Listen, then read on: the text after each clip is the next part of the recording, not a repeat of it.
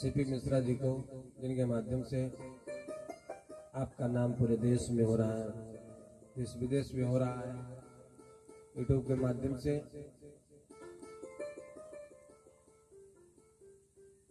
और परम बड़भागी इस महामहोत्सव के मुख्य यजमान जी, प्रेरणा स्वतः स्वरूप भैया राजू सिंह जी, भैया मुकेश सिंह जी, संजय सिंह जी, शिवपाल सिंह जी और श्री विजय सिंह जी, समस्त संघ परिवार एवं समस्त क्षेत्रवासी, ज्ञान वृद्ध, भयो वृद्ध, धन वृद्ध, ऐश्वर्य वृद्ध, समस्त भाई बहन,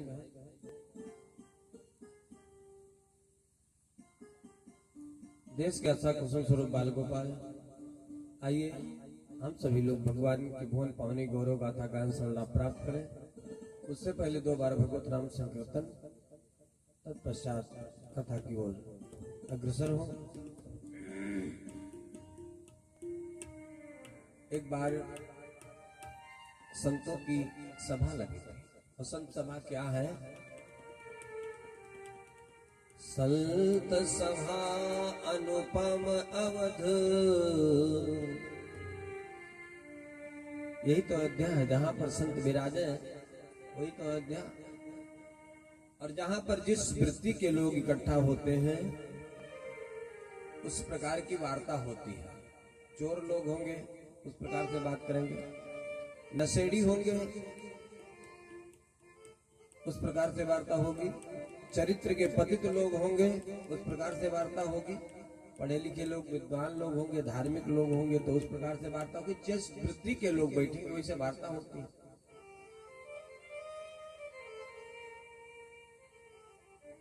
संतों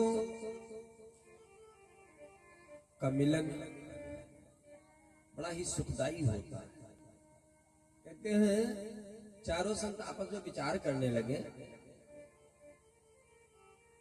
कि सतयुग, त्रेता, द्वापर, कलयुग, 4 युग, अन्य 3 युगों में जो भी था वो आज भी है, कम ज्यादा है।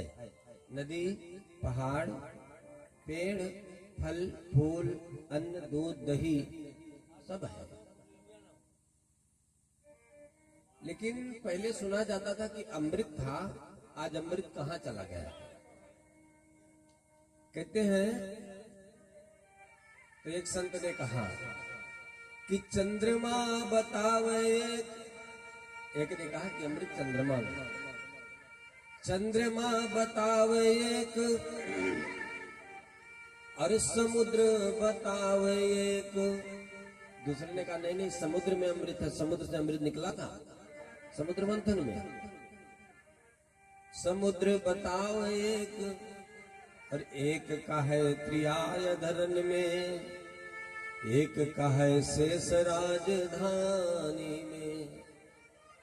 एक ने कहा कि स्त्रियों के होठ में है, चौथे ने कहा नहीं नहीं, शेष जी की राजधानी रमणक द्वीप में है।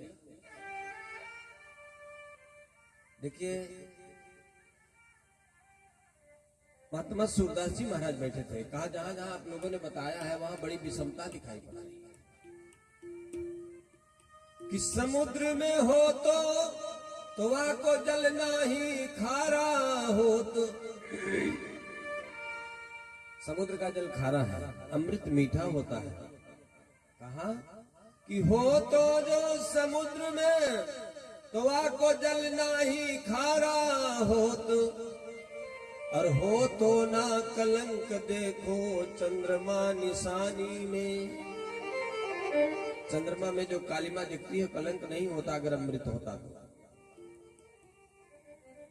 और स्त्रियों के होठ में अमृत का जो भाव है,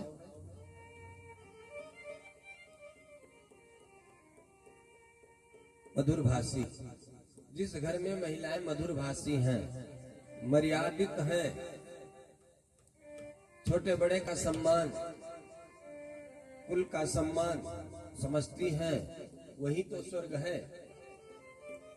और जिस घर में महिलाएं कर्कशा, पति के लिए उल्टे सीधे शब्द का प्रयोग, मेहमान के लिए उल्टे सीधे शब्द का प्रयोग, हवा से लड़ना, वो घर स्वर्ग नहीं हो सकता, वो नरक से भी बदतर है।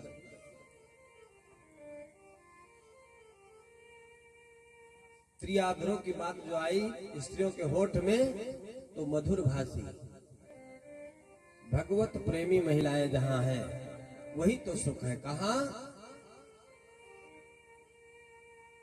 और प्रत्यक्ष अमृत की बात किया, बताया कि हो तो जो समुद्र में तो को जल का है खारा हो तो, और हो तो ना कलंक देखो चंद्रमा निशानी में, और त्रियाय धरन में हो तो किसी के पति की न मृत्यु हो तो। सबसे बड़ा महिलाओं के लिए दुख होता है वैधव्य, इससे बड़ा संसार में कुछ दुख नहीं होता। तो कहा कि हाँ होता तो कोई विधवा न होती। और हो तो ना जहर देखो शेष राजधानी में, अगर सर्पों के यहाँ अमृत होता, रमणक द्वीप में अमृत होता, तो सर्पों को जहर नहीं होता। भाई अमृत और जहर इकट्ठा नहीं रह सकता। तो सूरदास जी से पूछा संतों ने कि आप बताइए कहाँ है? तो भनत कवि सूर कहाँ कहाँ लो बखान करो, कि अमृत के बूंद झरे संतन की बानी में,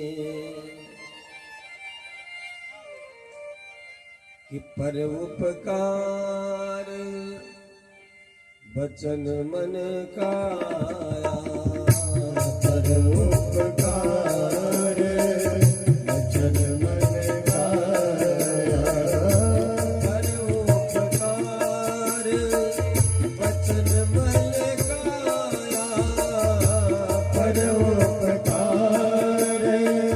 बचन मन काया।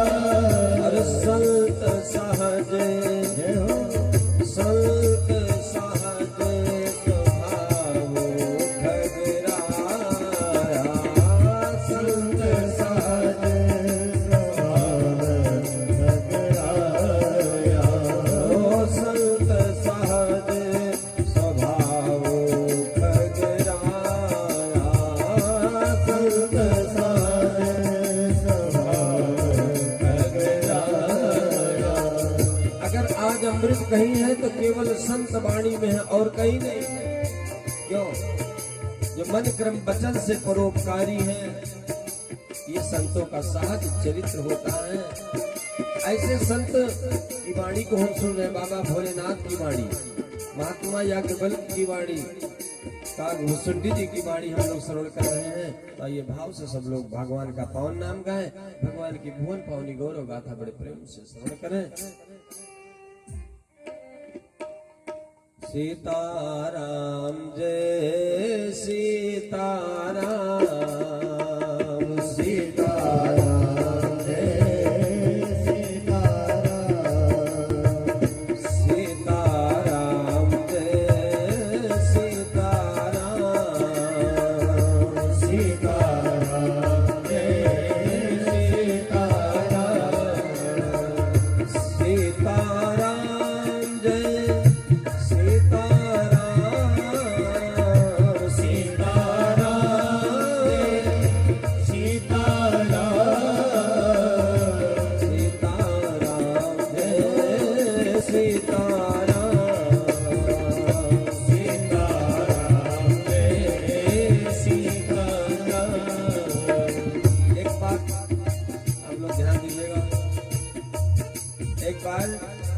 एक व्यक्ति ने गधा पाल रखा।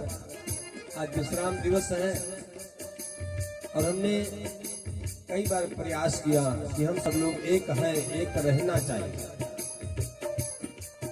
एक व्यक्ति ने गधा पाल रखा था और गधे के गले में एक हीरे का टुकड़ा बंधा हुआ था। गधे को उसी हीरे से स्नान करा कर, उसी से रगड़ रगड़ कर नहलाया करता था। एक दिन एक जौहरी निकल पड़ा तो उसने देखा हीरा और गधे के गले में, हीरे से गधे को स्नान कराया जा रहा है। अच्छा, वो गधे का मालिक नहीं जानता था कि ये क्या है, वो जानता था पत्थर है, कोई चमकीला पत्थर है। जौहरी ने पूछा कि इस पत्थर को बेचोगे? तो आपकी जरूरत है तो ले जाइए, कितना कीमत लोगे? तो गधे के मालिक ने कहा जो आपकी इच्छा हो दे दीजिए, क्योंकि उसको तो उसकी कीमत नहीं पता है। तो जौहरी ने कहा मैं 5 रुपया दूंगा, ठीक है? उसने कहा ठीक है, पत्थर हमारे लिए है तो 5 बहुत है। 5 दे करके और जौहरी ने हीरा हाथ में ले लिया, और जैसे हीरा जौहरी के हाथ में आया तो खंड खंड टूट गया। जौहरी ने हीरे से कहा अभी तक तुम गधे के गले में पड़े थे, ठीक थे, और जौहरी के हाथ में आए तो तुम क्यों फट गए, क्यों टूट गए? तब हीरा ने बताया कि वो गधा और गधा का मालिक जो था वो मेरी कीमत नहीं जानता था, लेकिन तुमने तो जानबूझकर मेरी कीमत लगाई इस प्रकार से, इसलिए मुझे फटना पड़ा। बोलो भक्त और भगवान की। वो सनातन धर्मावलंबी जो रामकृष्ण को नहीं जानते, जो सनातन धर्म के विरुद्ध है, उनकी कोई बात नहीं, लेकिन जो सनातनी है रामकृष्ण को जानते हैं और जान करके भी अनजान बनते हैं, तो हमारे राम जी वही हीरा है, फूट कर साथ छोड़ देते। बाद में हम कहते हैं कि हमारा तो भगवान मदद ही नहीं करते। डंके के चौक पर जो कि ये सत्संग का मंच है, किसी व्यक्ति विशेष के लिए नहीं होता, ये पूरे समाज के लिए होता है, पूरे मानव जाति के लिए होता है। लेकिन हर वक्त यही चिल्ला चिल्ला करके लोग केवल मजा ढूंढ रहे, मजा। लेकिन ध्यान रखिए, आपको पता है कि राम कृष्ण की क्या कीमत है, और अगर आपने कीमत गलत लगाया तो उसका परिणाम अच्छा नहीं होता।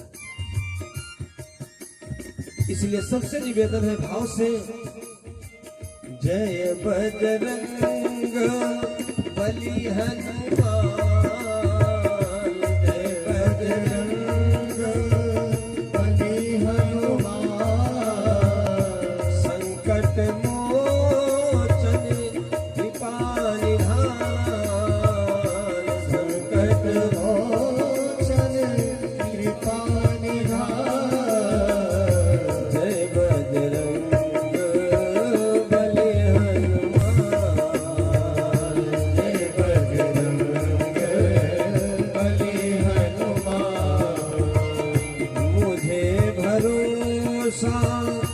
तेरा राम, मुझे भरोसा तेरा राम, करुणा करी अपना लो राम, करुणा करी अपना लो राम, अपना दास बना लो।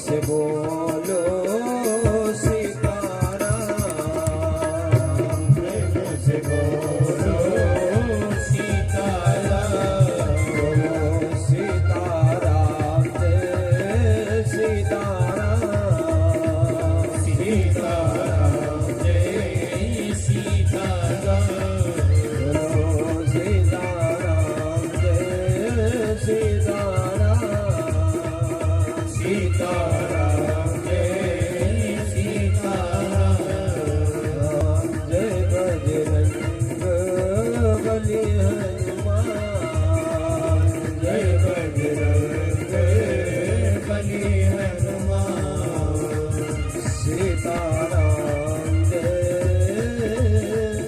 सीताराम।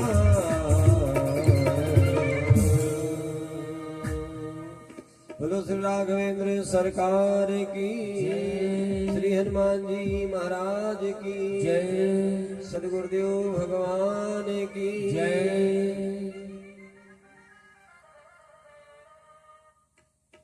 बड़ा सुंदर सा भाव।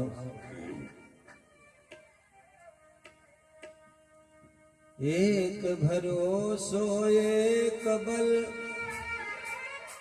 दुनिया में किसी का भरोसा न करें, न कोई भरोसा लायक है।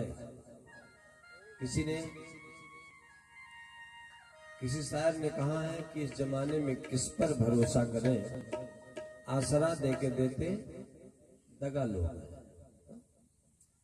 अगर हम ठाकुर जी पर भरोसा करते हैं, राम जी पर भरोसा करते हैं, तो कभी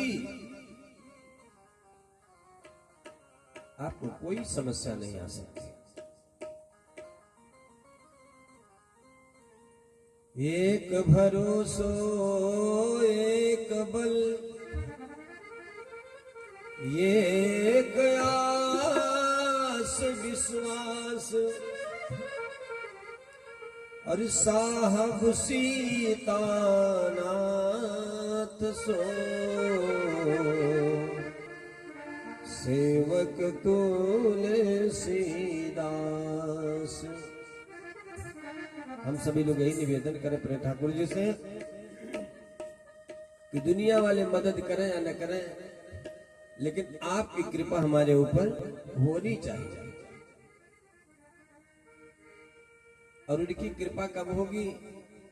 जब हम उनके नाम का स्मरण करेंगे, समाज में परमार्थ करेंगे, अच्छा काम करेंगे, तब। इसलिए बड़े भाव से हमारे साथ भजन में सम्मिलित हो और आगे कथा। आसरा इस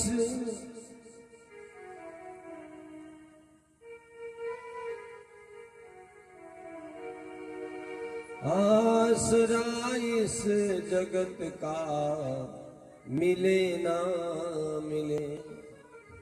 इस संसार में कोई मदद करे न करे कोई बात नहीं, आसरा इस जगत का मिले ना मिले। मुझको तेरा सहारा सदा चाहिए, आसरा इस जगत का मिले ना मिले। मुझको तेरा सहारा सदा चाहिए, आसरा इस जगत का मिले ना मिले। आसरा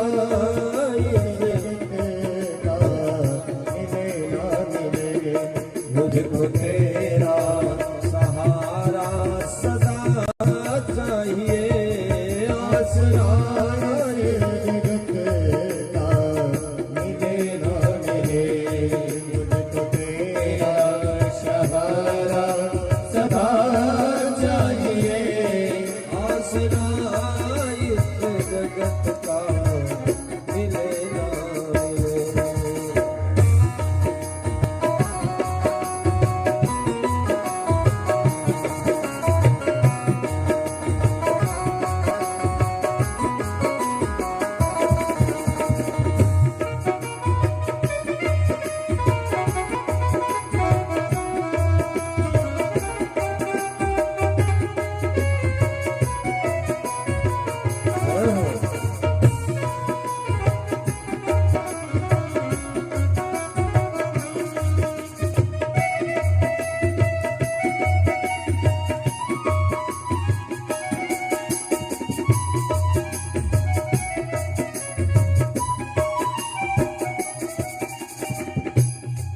आसरा इस जगत का कवि का भाव है कि यहाँ खुशियाँ हैं कम और ज्यादा है गम। यहाँ खुशियाँ हैं कम और ज्यादा है गम। जहाँ देखो वही है भरम ही भरम।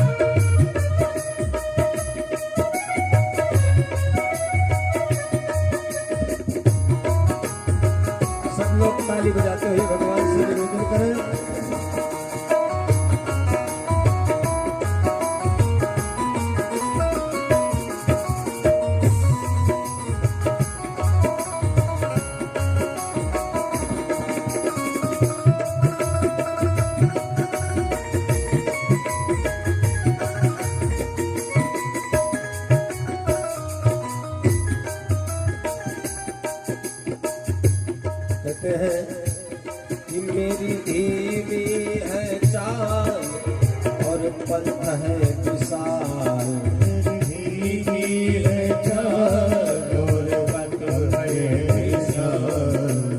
कितना लंबा रास्ता है भगवत धाम का। कहते हैं कि मेरी धीमी है चाल और पंथ है विशाल। हर कदम पर मुसीबत है तू ही संभाल। हर कदम पर मुसीबत है तू ही संभाल। हर कदम पर मुसीबत है तू ही संभाल। हर कदम पर मुसीबत है तू ही संभाल। अरे प्रभु पाँव मेरे थके हैं चले ना चले। पाँव मेरे थके हैं चले ना चले। मुझको तेरा इशारा सदा चाहिए। पाँव मेरे थके हैं चले ना चले। मुझको तेरा इशारा सदा चाहिए। आसरा इस जहां का मिले ना मिले।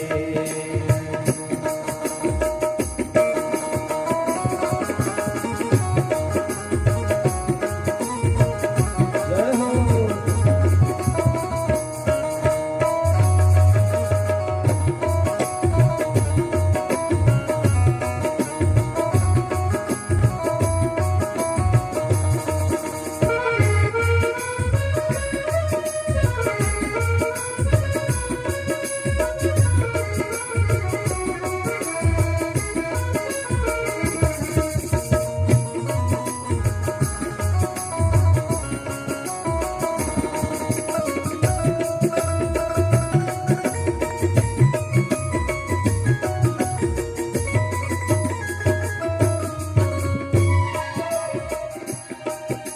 कहते हैं कि कहीं अनुराग है कभी वैराग है। कहीं अनुराग है कहीं वैराग है। ये मन है स्थिति है। कभी मन में वैराग उत्पन्न होता है कभी प्रेम उत्पन्न होता है। हाँ? कभी अनुराग है कभी वैराग है। कभी अनुराग है कभी वैराग है। और जहाँ बदले है माली वहीं बाग है। जहाँ बदले है माली वहीं बाग है। अरे प्रभु मेरे चाहत की दुनिया बसे ना बसे। मेरे चाहत की दुनिया बसे ना बसे। मेरे दिल में बसेरा सदा चाहिए। मेरे चाहत की दुनिया बसे ना बसे। मेरे दिल में बसेरा सदा चाहिए। आसरा इस जगत का मिले ना मिले। मुझको तेरा सहारा सदा चाहिए। आसरा इस जगत का मिले ना मिले।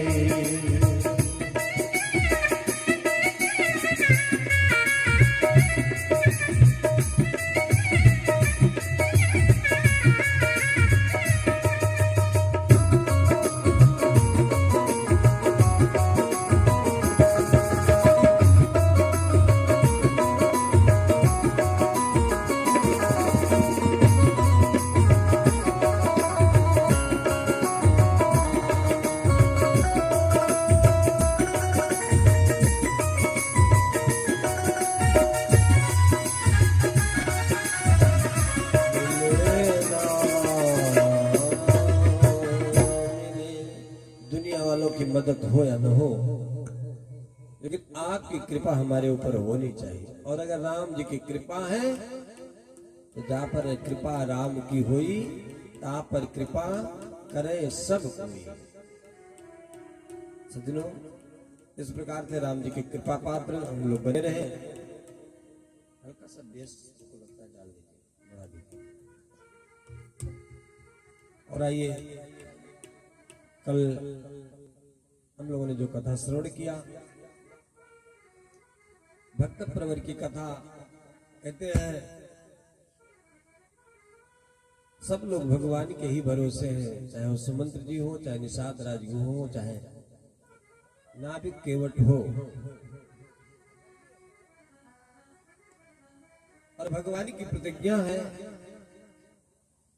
कि करहूं सदा तिनकी रखवारी, जिन बालक राखे महतारे। करहूं सदा तिनकी रखवारी, जिन बालक राखे महतारे। करहूं सदा तिनकी रखवारी, जिन बालक राखे महतारे। करहूं सदा तिनकी रखवारी, जिन बालक महतारे। जो उनके भरोसे हो जाए, उनकी रक्षा भगवान कैसे करते हैं? जैसे माँ अपने बेटे की रक्षा करती है।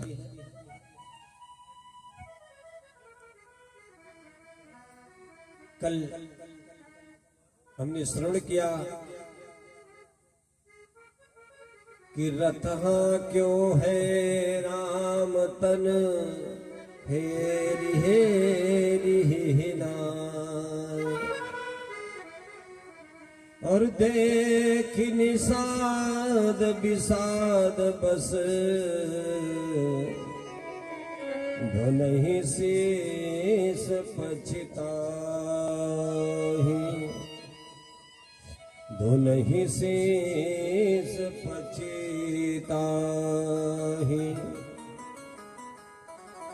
कि बरबस राम सुमंत्र पठाए, सुर सर तेरे आप प्रभु आए।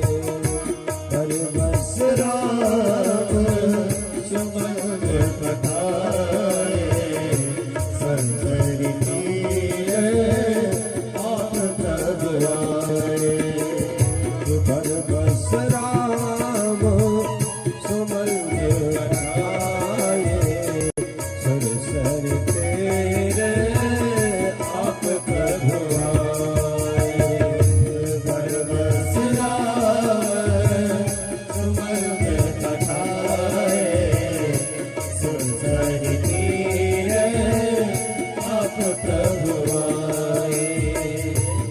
मागी नाव न केवट आला, कहाई तुम्हार मरम में गाना। मागी नाव न केवट आला, कहाई तुम्हारे मरम में जाना।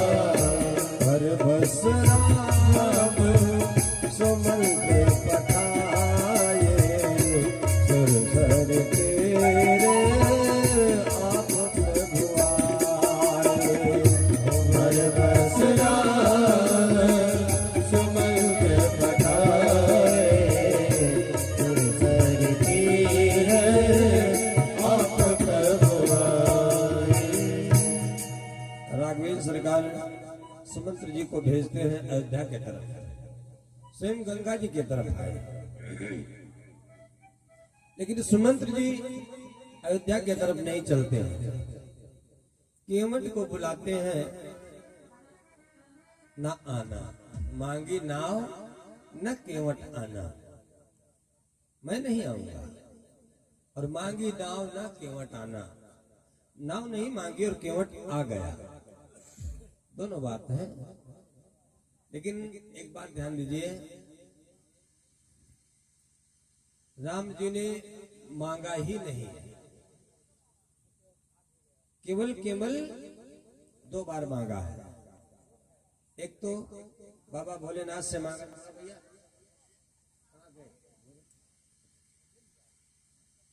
एक तो पहली बार मांगा भगवान विष्णु जी के रूप में बाबा भोलेनाथ से, अब विनती मम सुनहु प्रभु जो मोह पर निज ने जाय विवाहों शैल दैया हम ही मांगे देव, पहली बार। और दूसरी बार मांगा अपनी मां कैकेयी से।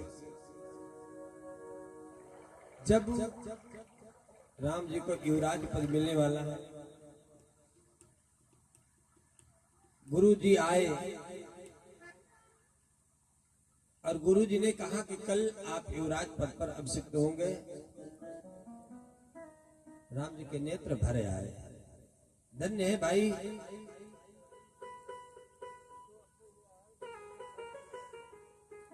कहा गुरु जी ये मेरे साथ अन्याय होने जा रहा है। कहा अन्याय कैसा? कि जन्मे एक संग सब भाई, कि भोजन शयन के लीलरी काई, जन्मे एक संग सब भाई, भोजन शयन के लीलरी काई, भोजन में सब भाई, भोजन शयन के लीलरी काई, जन में संग सब भाई, करन वेद उपवित विवाह, करन वेद उपवित संग सब भय उछाह, संग सब भय उछाह, और हर्ष बंसया अनुचित और हर्ष बंसया अनुचित, और बंधु बिहारी बड़े ही अभिषेक, बंधु बिहारी बड़े ही अभिषेक, बंधु बिहारी बड़े ही अभिषेक, बंधु बिहारी बड़े ही अभिषेक, जन्मे एक संग जो भाई, जन्मे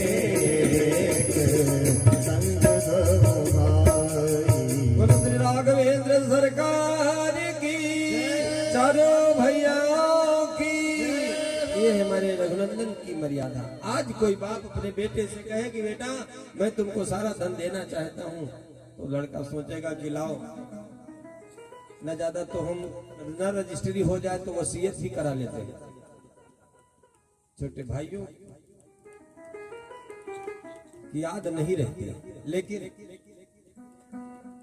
राघवेंद्र सरकार जी ने कहा कि हम सब भाई साथ में जन्मे, चूड़ाकरण मुंडन यज्ञोपवीत सब साथ में हुआ, विवाह भी साथ में हुआ, लेकिन आज जब राज देना हुआ तो केवल हम बड़े को दे रहे हैं। ये रघुवंश का अनुचित, सबसे ज्यादा अनुचित कार्य होने जा रहा है। कहा नहीं, राजा का बड़ा लड़का ही राजा होता, यही मर्यादा है। लेकिन राघवेंद्र सरकार नहीं तैयार हो रहे। गुरु जी ने समझाया, हर भाई को चाहिए। देखिए आप लोग जो नियम बताया जाता है इसको ध्यान में रखें कि नारी निरादर, संस्कृत में बताया गया यत्र नार्यस्तु पूजन्ते रमन्ते तत्र देवता, जहां पर नारियों का सम्मान होता है वहां देवताओं का वास होता है। और हमारे भारत में नारियों की मर्यादा सदैव, कहते हैं कि सीए के रोवत देख जटायु के आंखी के आगे न पाप समझ ले। वो जाति का निम्न कोट का पक्षी था, लेकिन जब नारी की मर्यादा दांव पर लगी तो वो भी बर्दाश्त न कर पाए। हम लोग तो मनुष्य हैं। सीए के रोवत देख जटायु के आंखी के आगे न पाप समझ ले, और रावण और गिद्ध में क्या समता। भाई रावण महाबली और गिद्ध में क्या समत था नहीं, लेकिन जान की बिना परवाह किए नारी की मर्यादा के लिए युद्ध के लिए जटायु जी आगे आ गया। रावण गिद्ध में क्या समता, वो तो चोच और पाखन से लड़ गए। आज देश वही, सब लोग वही, परवाह दिनवा कहवा चल गए। याद करो, एक नारी के लाज बचावे बदे यही देशवा माँ गिधवा मर गए। यही देशवा माँ गिधवा मर गए। बोलो भक्त और भगवान की। आज हमारी बहनें सुरक्षित नहीं। हम कहते हैं हमारा भारत आजाद है, कभी नहीं हो सकता। जब हमारी बहनें हिमालय से लेकर कन्याकुमारी तक स्वतंत्र रूप से विचरण कर सके तो मान लीजिए। आज रात में किसी बहन को निकलना होता है, दिन में विद्यालय जाती हैं बच्चियां, माता पिता को चिंता लगी रहती है। क्यों? यही भारत स्वतंत्र का परिणाम है, परिमाण है, परिभाषा यही है। समाज में कितना आप लोग देख रहे हैं, लेकिन हम राम जी के संतान हैं। हमको राम जी के मर्यादा में रहना, बहनों की अस्मिता का रक्षा करना हर व्यक्ति का धर्म है। यत्र नार्यस्तु पूजन्ते रमन्ते तत्र देवता। हमारे यहाँ नारियों के सम्मान के लिए कोई बलिवेदी पर चढ़ने में संकोच नहीं किया। एक व्यक्ति आया, एक गांव में एक संत जी आए थे और संत जी सबके दुख का समाधान कर रहे थे। कोई बतावे हमारे पास धन नहीं है, कोई कहता आता है रुकता ही नहीं है, किसी के बच्चा नहीं है, तमाम समस्या, कोई नौकरी नहीं पाता। संत जी सबको बता रहे थे। एक आदमी पहुंचा, वो हाथ में फरसा लिए, एक हाथ में तलवार लिए, रिवाल्वर लिए, बंदूक लिए, बहुत ज्यादा औजार लिए आया। महाराज हमारा कल्याण बताओ कैसे होगा। बाबा जी ने देखा, कहा भैया पहले हमारे कल्याण नहीं, आपका कल्याण क्या कर। उसको देखकर डर गए। उसने कहा बाबा हमने अपने जीवन में 70 कत्ल किया, तो हमारा कैसे कल्याण होगा। देखिए इसमें कत्ल में भी वैरायटी है। किसे कत्ल कहते हैं, किसे वध कहते हैं, किसे हत्या कहते हैं, ये भी वैरायटी है। वध करना अन्याय नहीं होता है, हत्या करना अन्याय होता है। हत्या को निर्मम बालक जो असहाय हो, पागल हो, उनकी हत्या कर देना, ये निर्मम हत्या अपराध होता है। और वध करना अन्याय नहीं माना गया शास्त्रों में। वध और किसका वध होता है? जो समाज को सताने वाला हो उसका अगर वध कर देते हैं तो अन्याय नहीं है। बोलो भक्त और भगवान की। बाबा जी ने सोचा कि जब 70 कत्ल किए तो 71 हो सकता है, क्या देर लगेगा। कहा कम से कम अपनी जान बचाओ। तुरंत एक काला झंडा दिया, कहा भैया इसको ले जाओ और स्नान करो तीर्थों में। जहां तुम्हारा झंडा सफेद हो जाएगा वही समझो तुम्हारा पाप खत्म। बाबा जी ने कहा अरे इसको जाने दो, फिर मैं ही जगह बदल दूंगा, दोबारा हमको नहीं मिल पाएगा। वो चला गया। संत वाणी पर विश्वास। तीर्थराज प्रयाग, अयोध्या, नैमिषारण्य, पुष्कर गया, बद्रिकाश्रम सब स्नान किया, हरिद्वार, लेकिन उसका झंडा नहीं सफेद हुआ। उसने सोचा कि संत वाणी तो गलत हो नहीं सकती है, हो सकता है कि मेरा पाप इतना हो कि वो माफ करने लायक न हो। कोई बात नहीं, चलो चलते हैं घर वापस। आ रहा था तब तक एक भाई अपने बहन को ससुराल से विदा करा करके अपने घर ले जा रहा था। जंगल का रास्ता था, दोनों भाई बहन जा रहे थे। बहन भी वस्त्र आभूषण से सुसज्जित थी। 10 चोर मिल गए। 10 चोरों ने कहा रुक जाओ। तो उस लड़की ने कहा देखो जो लेना हो ले लीजिए, लेकिन मैं भारत की देवी हूं, मैं भारत की कन्या हूं, मुझे हाथ मत लगाना। तुम्हें जो भी आभूषण अच्छा लगता हो दे दूं, सर अच्छा लगता हो सर काट कर दे दूं, लेकिन हाथ मत लगाना। ये हमारे बहनों की मर्यादा है। वो 10 डाकू भी डर गए, किनारे आने में संकोच करते हैं। उस बहन ने आवाज लगाया, बचाओ बचाओ, मदद की गुहार मांगी। ये काला झंडा लिए आ रहा था उसी रास्ते से। इसने देखा 10 चोर और ये 2 लोग हैं। कहा चलो चलते हैं, क्योंकि 70 कत्ल किया वैसे नहीं माफ हो रहा है, और बांधे जाएंगे तो और दिक्कत होगी, चलो। लेकिन कोई स्वाभिमानी व्यक्ति किसी बहन की मर्यादा दांव पर लगी हो देख नहीं सकता। गाय सताई जा रही हो नहीं देख सकता, कोई ब्राह्मण दुखी हो, कोई संत दुखी हो नहीं देख सकता। फिर आवाज लगाया, बचाओ बचाओ। लौट पड़ा, कहा जहां 70 कत्ल माफी नहीं हो रहा है, परिणाम जो भोगना पड़ेगा तो भोग ही लेंगे। अरे एक बहन की सुरक्षा करना है, चलो सुरक्षा करते हैं, होगा सो देखा जाएगा। और 10 चोरों के बीच में कूद पड़ा फरसा लेकर के, और 10 को काट कर ढेर कर दिया, और झंडा को रोड पर गाड़ दिया था। और जब लौट करके देखा तो झंडा सफेद हो गया। बोलो भक्ति और भगवान की। झंडा लेकर के आया, गुरुजी से कहा महाराज मेरा झंडा सफेद हो गया, आपकी कृपा हो गई। कहा कैसे?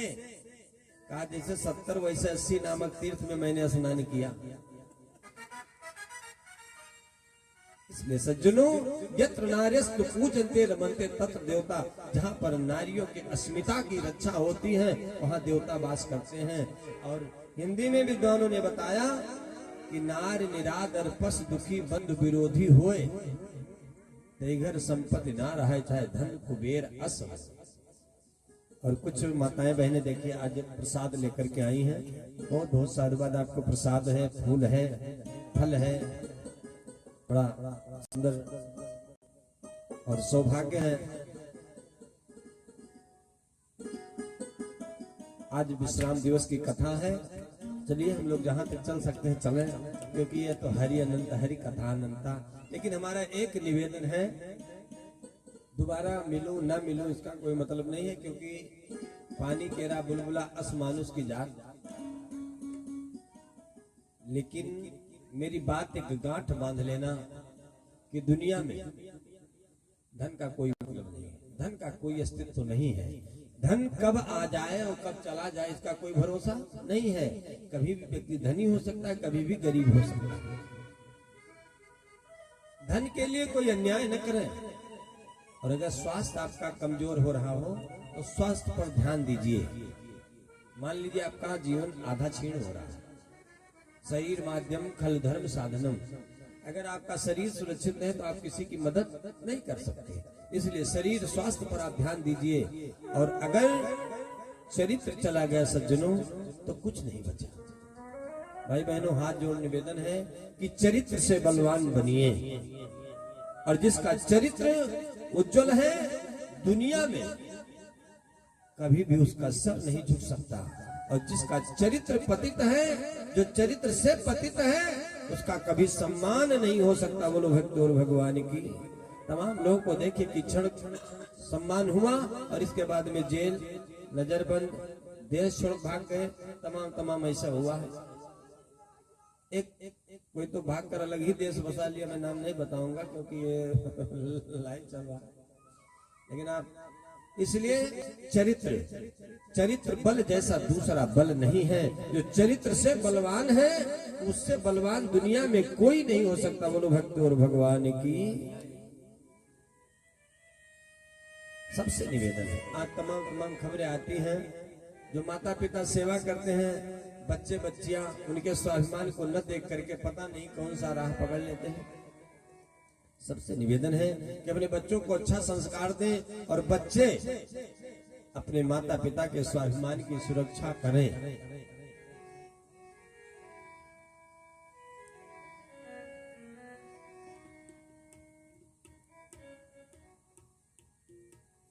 जब ये वरदान राघवेंद्र सरकार को कष्ट हुआ कि जन्मे एक संग सब भाई, भोजन सैन्य के लड़काई, करण वेद उपवीत विवाह, संग संग सब भय उछाह।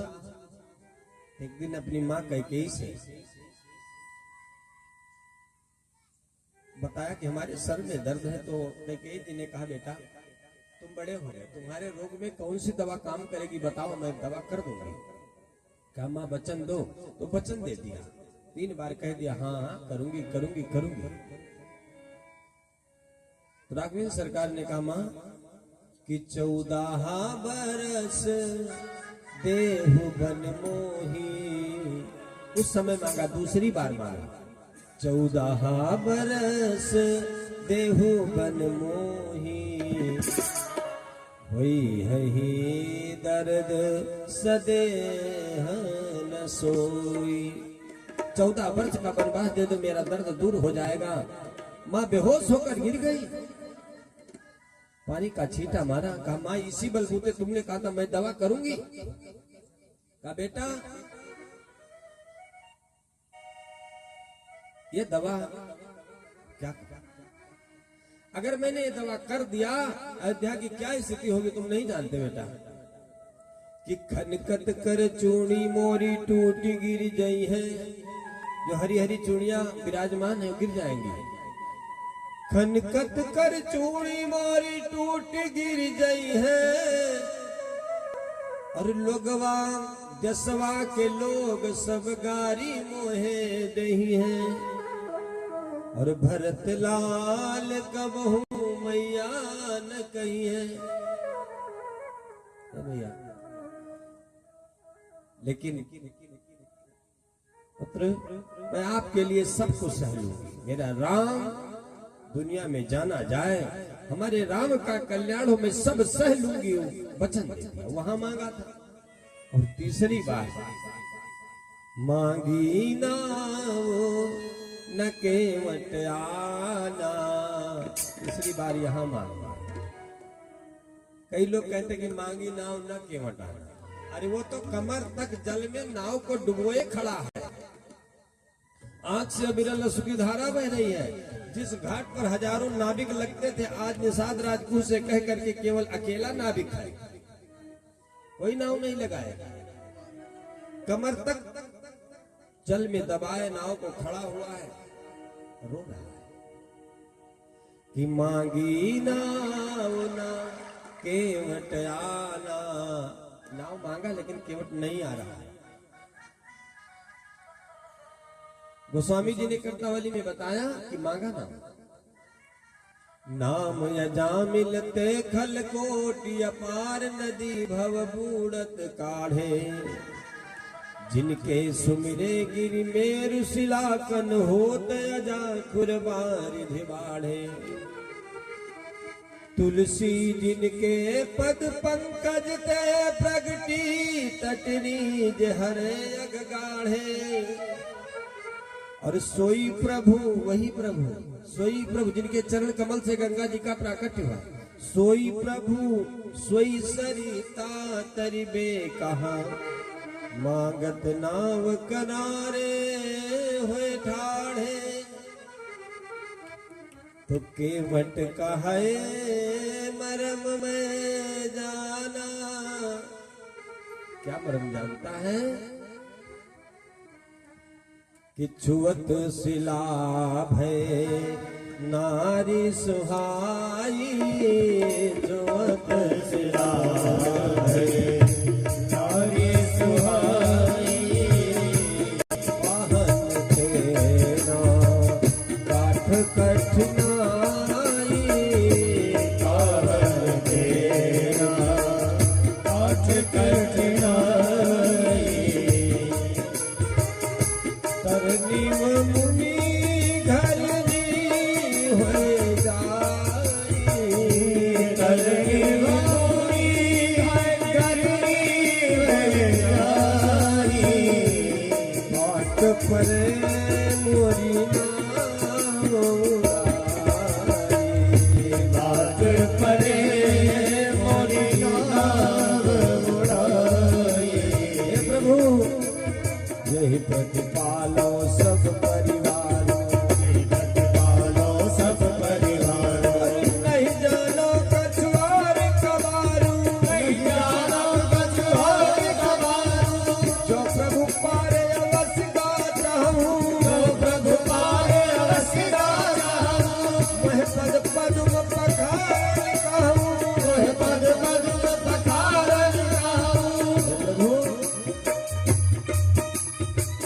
केवट कहता है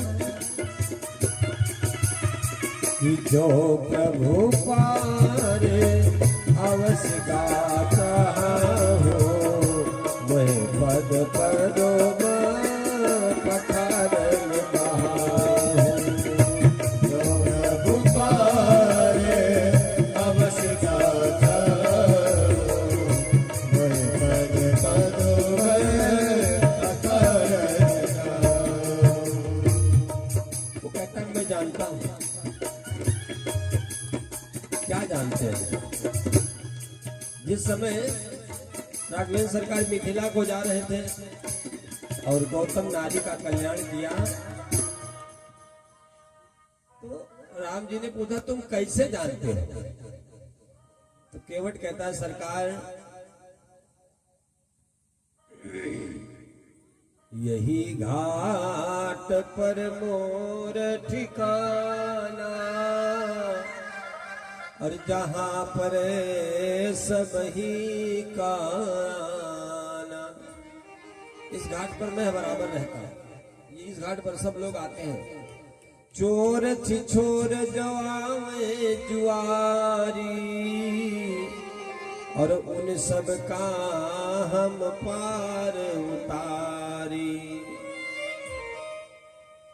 उन्हीं से मुझे मिला है ज्ञाना,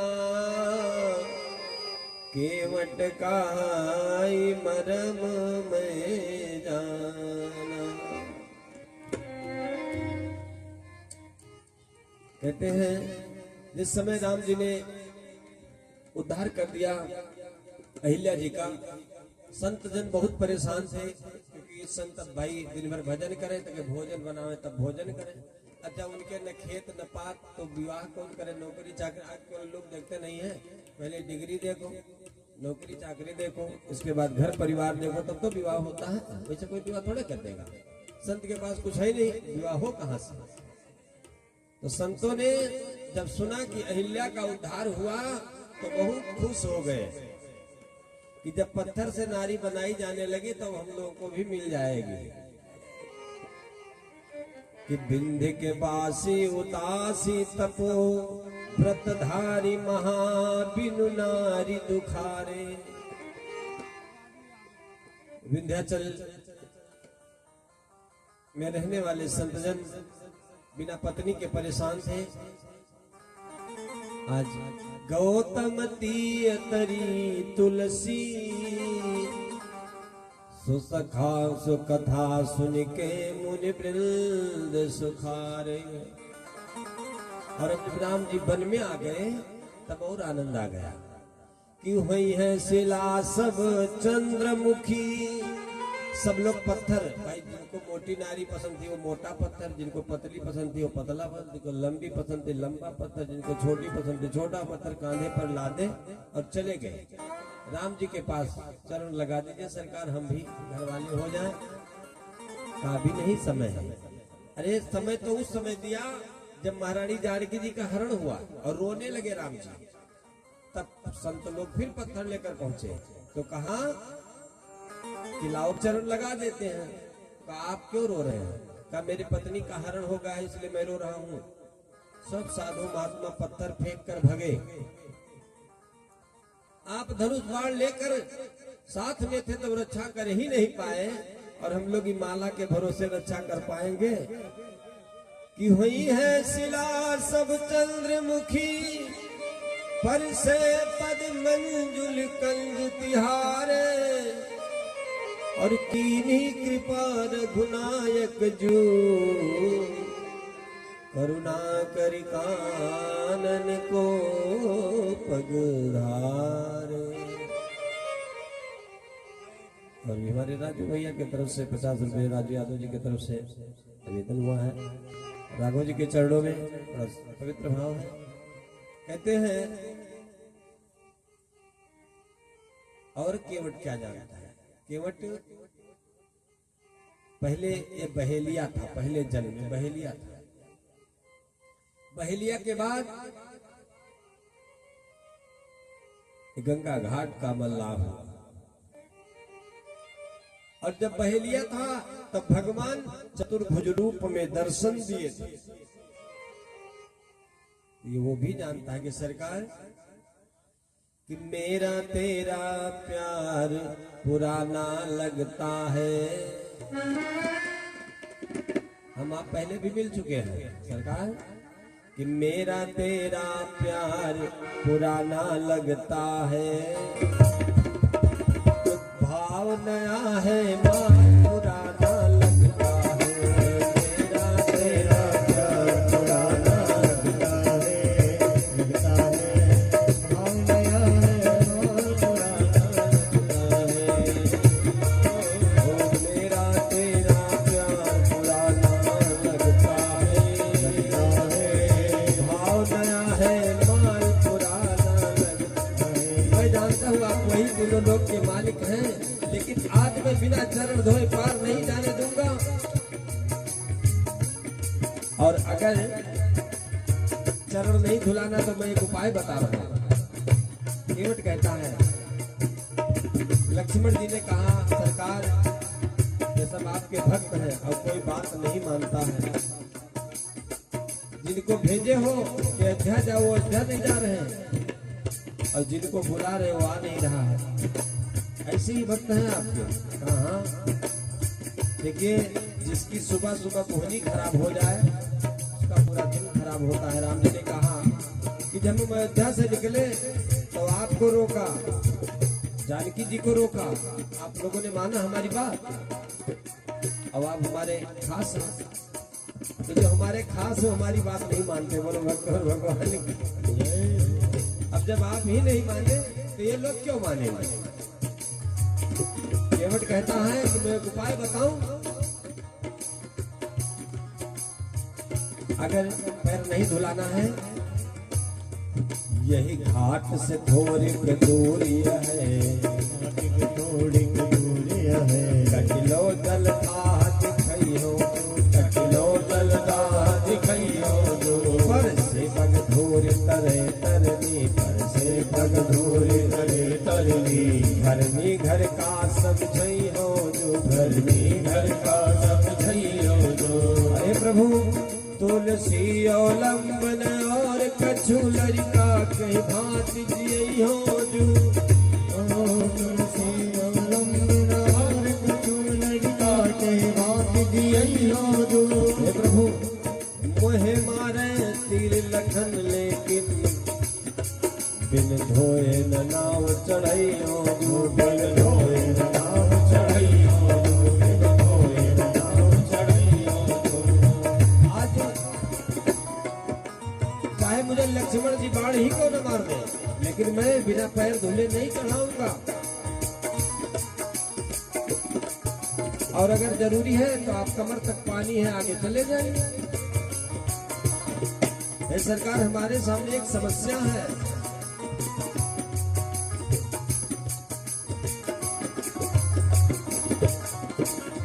चरण कमल कहु सब गाहे, चरण कमल कहु सब गाहे। मानुष करन मोरे कजुआए, मानुष करन मोरे कजुआए।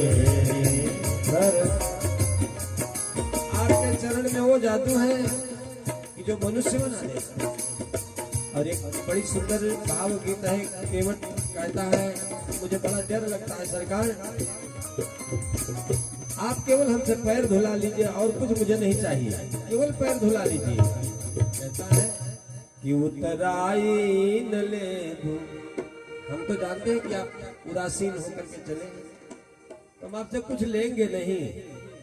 कि उतराई न ले दो, हम तोहरा से उतराई न लेबो। हम तोहरा से उतराई न लेबो, तोहरा से उतराई न लेबो। हे प्रभु तोहरे चरनिया में जादू भरा है, तोहरे चरनिया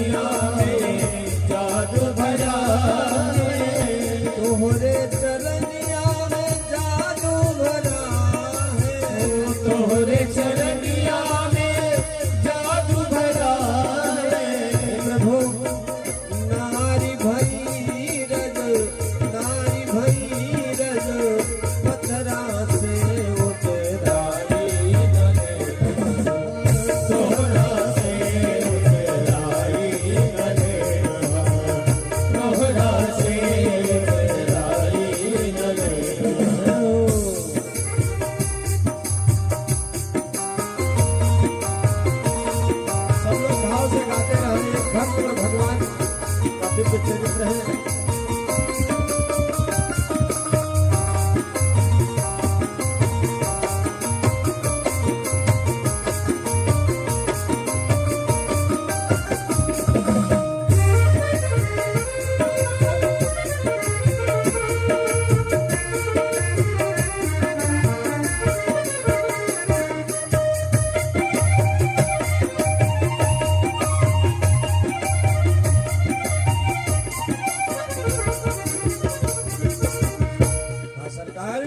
दुई नारी का अगर हमारी नाव नारी बन गई तो मेरा क्या होगा?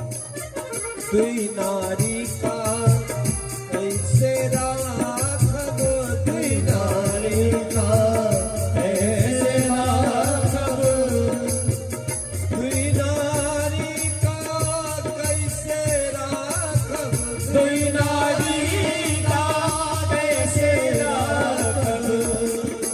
मेरा घर कैसे चलेगा सरकार? अन घर भर गई है, ओ घर भर गई है, झगड़ा से उतराए नले हम, तोहरा से उतराए नले हम, तोहरा से उतराए नले हम। कहाँ सरकार?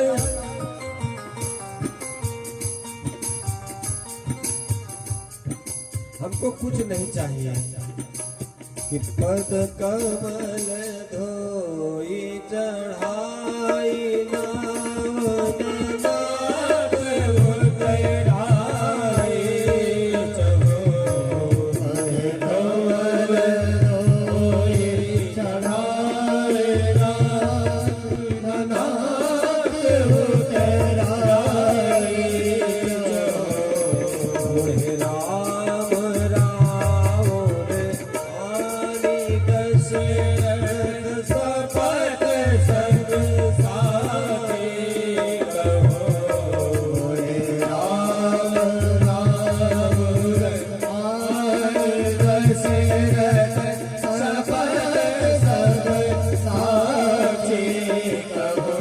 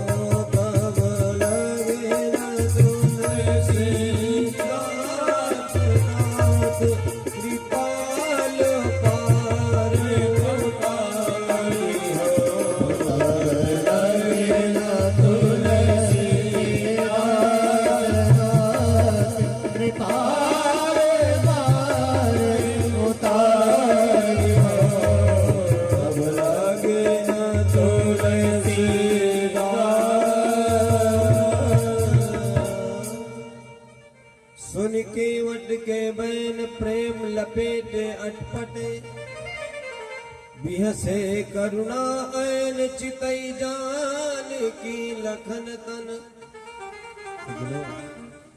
उसने कहा कि आपकी नहीं आपके बाप की सौगंध है, बिना चरण धोए मैं नाव पर नहीं चढ़ाऊंगा, चाहे मुझे मार ही दिया जाए। देखिए बात तो अटपटी है लेकिन प्रेम से भरी हुई बात है। आज राम जी जानकी और लक्ष्मण जी को देखकर के मुस्कुराने लगे।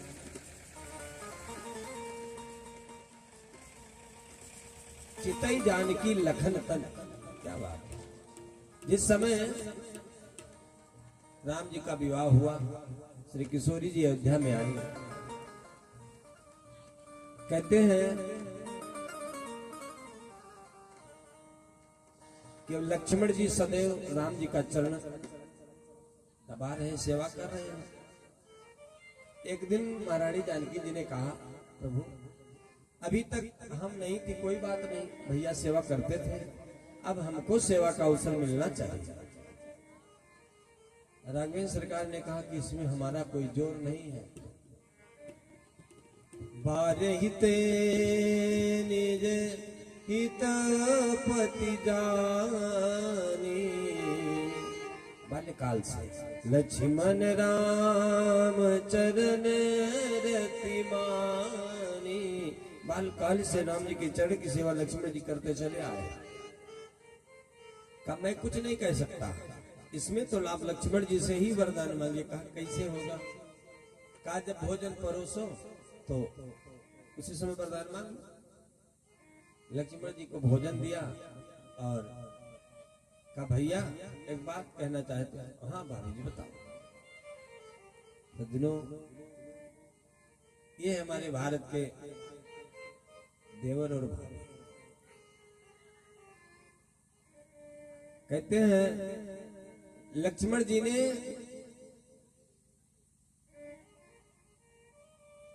कभी अंगूठे के नाखून के अलावा देखा ही नहीं होता। जिस समय महारानी जानकी जी के सब आभूषण मिले तो लक्ष्मण जी ने कहा प्रभु इसमें से मैं कुछ नहीं पहना, केवल पाँव का नूपुर ही पहचान सकता हूं। कहा भाई बताइए माता जी क्या आदेश है? तो कहा आज तक अपने भैया की सेवा आपने किया, अब सेवा का अवसर हमको दीजिए। लक्ष्मण जी हाँ कह दिए और भोजन छोड़ करके चले गए। उसी दिन से उन्होंने भोजन त्याग दिया, भोजन जल पीना बंद कर दिया। एक दिन दो दिन नहीं 15 दिन बीत गए। पूरे अयोध्या में अफरा तफरी मच गई कि क्या होगा। महारानी जानकी जी ने राम जी से जाकर के कहा प्रभु भैया तो जले पान नहीं कर रहे हैं। तो कहा उसकी भी दवा तुम ही हो।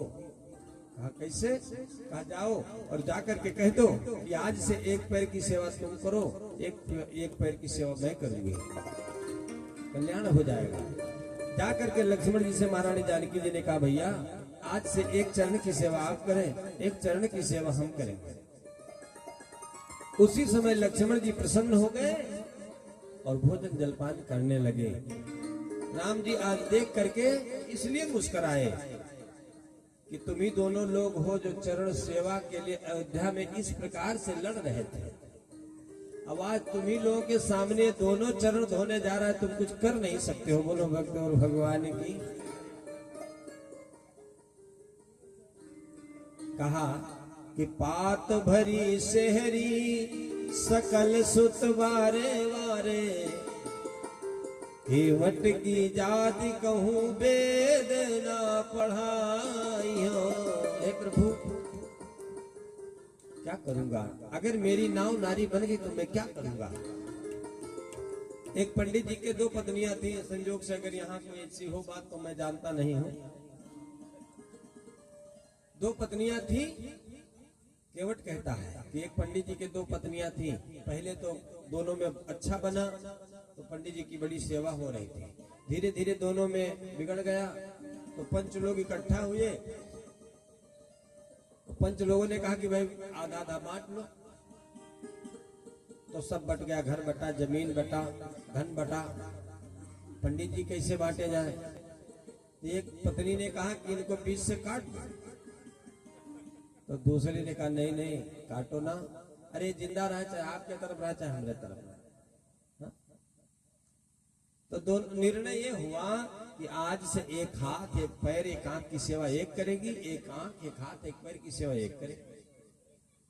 अब तो इसमें और भाई कंपटीशन हो रहा है कि हम पीछे न हो जाएं। तो पंडित जी दिन दूना रात चौगुना बढ़ने लगे। कुछ दिन के बाद एक पत्नी अपने मायके चली गई। मायके से लौटी नहीं थी, पंडित जी को जाना था अपने जजमानी में। तो पत्नी से कहा हमको जाना है। कहा ठीक है जाओ। तो एक जूता पहना दिया, एक पैर में धोती फंसा दिया, एक हाथ में कुर्ता फंसा दिया, एक आंख में काजल लगा दिया। जा। अब पंडित जी यजमान के घर गए बेचारे वैसे। तो जजमान ठीक थे, पंडित जी को उधर से ठीक कर दिया। पंडित जी लौट कर जब दूसरे दिन जाने लगे तो अपने पत्नी से कहा ऐसा करो कि काजल दोनों आंख में लगा दो। तो तुम्हारी बड़ी बदनामी होती है, लोग देखते हैं। तो ऐसा करो कि काजल लगा दो। कहा नहीं, मैं काजल नहीं लगाऊंगी, वो मायके घूमे और उनकी सेवा है, नहीं हो पाएगा। पंडित जी बहुत जब जिद करने लगे तो घर में गई और सुई लेकर के आई। अब अपने सौत वाली आंख में सुई कर दिया। कहा भाई आंखें नहीं रहेगी तब काजल कहाँ लगेगा। अब पंडित जी की एक आंख खत्म हो गई, चिल्लाए। तब तक पत्नी जो मायके थी वो आ गई थी ससुराल में। सूटकेस दरवाजे पर रखा और दौड़ कर देखा, पतिदेव रो रहे हैं। पतिदेव से पूछा क्या बात है, क्यों रो रहे हो। पतिदेव ने कहा कि तुम्हारे हिस्सा वाली आंख फोड़ दिया। तो उसने कहा जब फोड़ना था तो अपने हिस्सा का फोड़ना चाहिए, हमारे हिस्सा का काहे फोड़ा। सुई उठाया, दूसरी आंख उसने फोड़ दिया। अब दोनों लोग मिल करके हाथ पैर सब तोड़ करके पंडित जी को विकलांग करके लिटा दिए। बोलो भक्त और भगवान की। केवट कहता है सरकार दो हो गई तो मैं क्या करूंगा। इसलिए कि जो प्रभु पारे अवश्य गा चाहूं, तो मोहे पद पदम पखारन कहां हूं। अगर पार जाना जरूरी है